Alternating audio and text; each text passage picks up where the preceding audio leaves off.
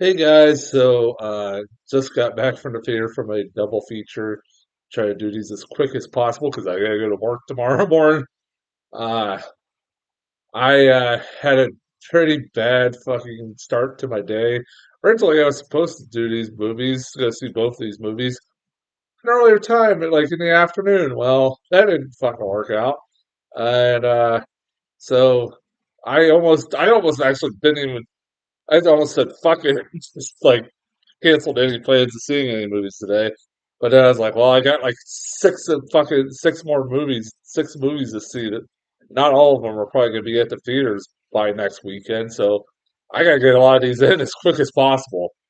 The first being I saw was the American Society of Magical Negroes. Yeah, that's not an awkward title to say.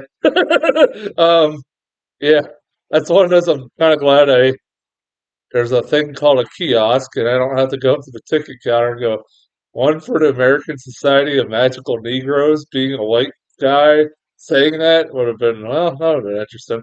Uh, I mean, it's not the most awkward title you could, I could say one for. I'm trying to think, what was that one that came out? I can't remember. What was that recent movie? I don't know. I have to think off the top of my head. I can't think of it. I was like, man, that would be awkward to say that.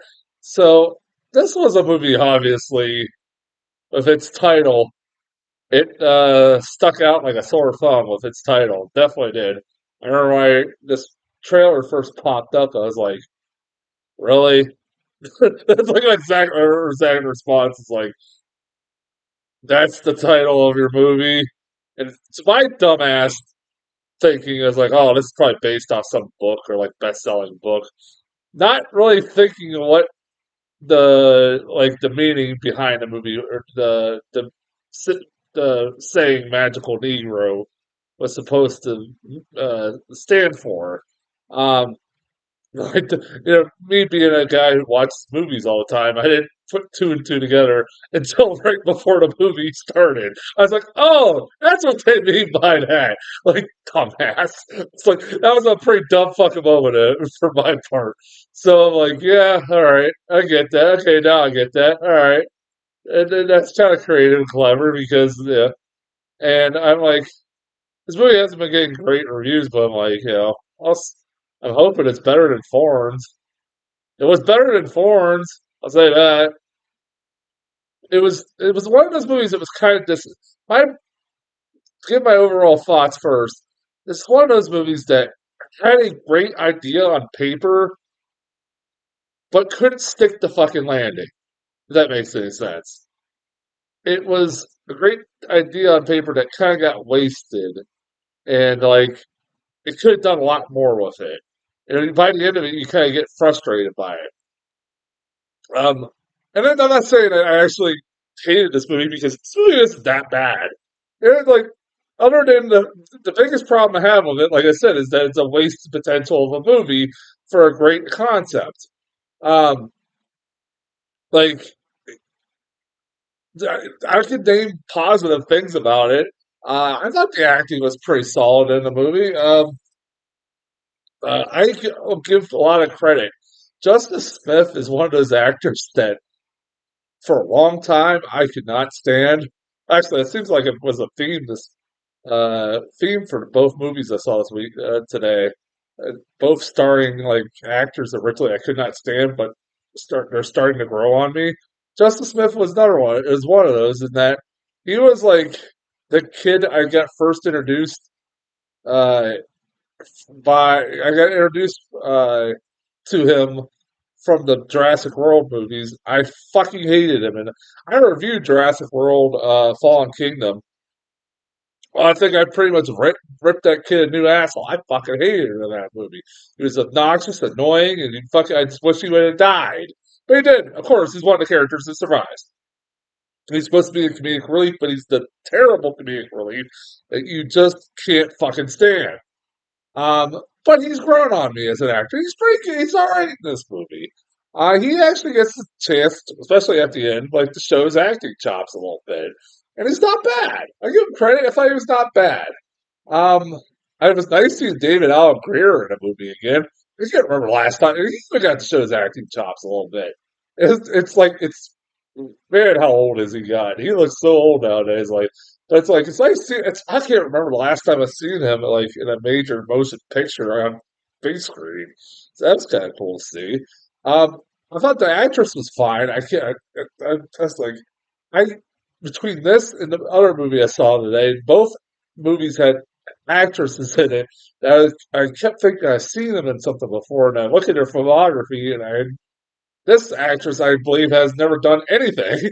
Um, but the one thing that kept distracting me, maybe why I thought I'd see her or something, I kept being distracted. Maybe I'm the only one who I kept thinking, did they clone a young Phoebe Cates and put her in this movie? Because I swear to God, she looks like Phoebe Cates. Like, is she related to her? I was like, is that like her daughter? Like, I'm like, I don't think so, but I'm like, she looks exactly like Phoebe Cates. I don't know, maybe I'm the only one. I was like, good God, that's a compliment.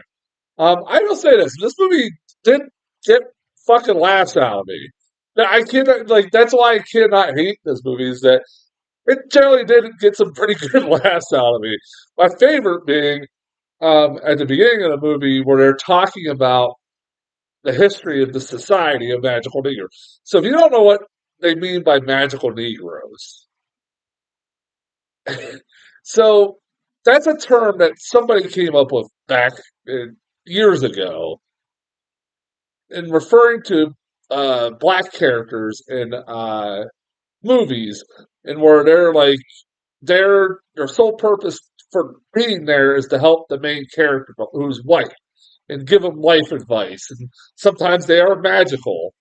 And we've seen a lot of it. Like that is like a stereotypical character you see in a lot of movies.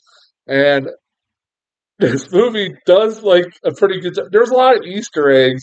Like there's pictures of like characters from the past, magical Negroes from the past. That I'm sure there's a bunch of Easter eggs. I didn't really try to catch a lot of them. I did catch the one where it was an Aunt Jemima. It was supposed to be Aunt Jemima, but they didn't say it was her. Said her face was on the face of syrup or something like that. Basically, they build a society basically to uh, appease white people and to keep them happy because when they're not happy, black people die. That's a fucking dark subject. I'll get back to that in a second. But I was like, God, that kind like that's pretty dark when you sit and think about it. Like that's why they created this society. Um, and like, but like I said, there was some very good laughs out. Like when they're showing past characters, like here's some scenarios from like the past, and they would show like one guy who was helping this white guy with billiards or something like that, and he's like giving all of these magical advice. And the one that got me the most, that made me fucking laugh out loud, was when they showed this guy from the 50s who was this big black guy on death row in suspenders and but all the officers on death row who are white love this guy. He was magical. Does that sound like a fucking movie, right? That sounds a little bit familiar to you. If you think Green Mile, if you thought Green Mile, ding ding ding, to the point. This got me. Like he touches not Tom Hanks's balls, and he magically heals him, which is what happens in the movie. It's like that's funny. That's like and that becomes a recurring joke about the movie, but that was funny. I'm like, okay, like, like it's like I laughed at that. I was like, there's a couple I forget off the top of my head, but it's the one I remember the most. I thought that was pretty funny.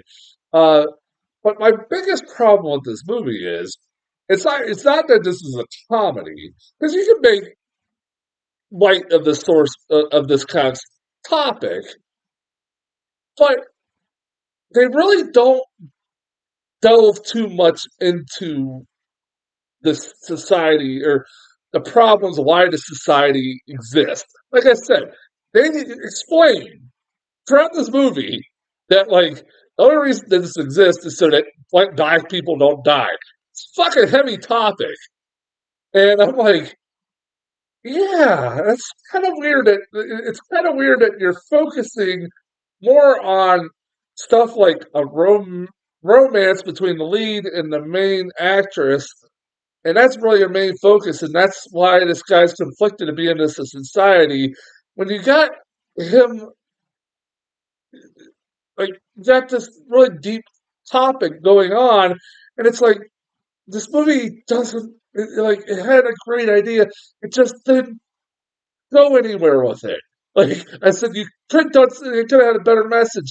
And honestly, towards the end, it really does try to have a deep message delivered, like monologue delivered by Justice Smith towards the end of the movie, where he's talking about what it's like to be a black person in America, and he's tired of it. But it's a little too late to do that because, it's a very small and very minuscule part of the movie where the main focus of the movie is that whether he can get the girl or not. I'm like, I think your priorities are a little mixed up, movie. I don't know, I was like, this movie just feels like it's a great idea, and also the rules of the society make no fucking sense whatsoever. Whatsoever. Like, it just fucking goes by what's a plot convenience, it feels like.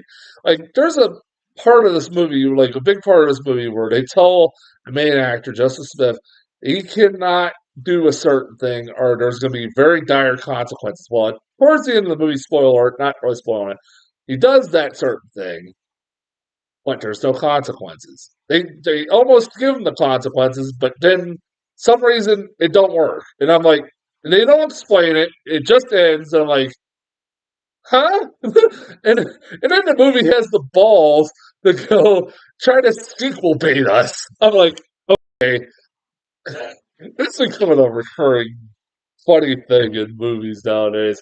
Like, where like you get these movies that are obviously going to be box office bombs, and they're so confident in their movies. The filmmakers are so confident in movies they try to sequel bait you.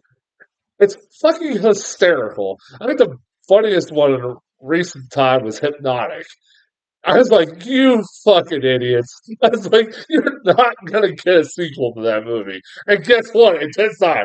Maybe this I guarantee you this movie will not get a sequel. There's maybe a few people in the theater. I mean, I'm sure it's on in the afternoon, but there's not that like the movie theaters weren't that busy. People weren't clamoring to see this movie. Yeah. Like I said, it's not bad. I get why it's getting bad reviews, but not like a 30%. It just it had waste. It was a lot of wasted potential, and I've been going back and forth between C or C minus. I'm gonna give it a C because I'm gonna be like I did get pissed off with this movie, and I can't like. There's some things I did enjoy about it. I didn't hate it. I was just like, oh, that could have been a lot better, but it wasn't that bad. Like, uh, yeah. Uh, Listen, wasted potential. Like maybe a better writer, maybe better script. This would have been a lot better. Uh, yeah, that's one of my reviews for a review for American Society of the Magical Negroes. Until then, I'll talk to you guys later.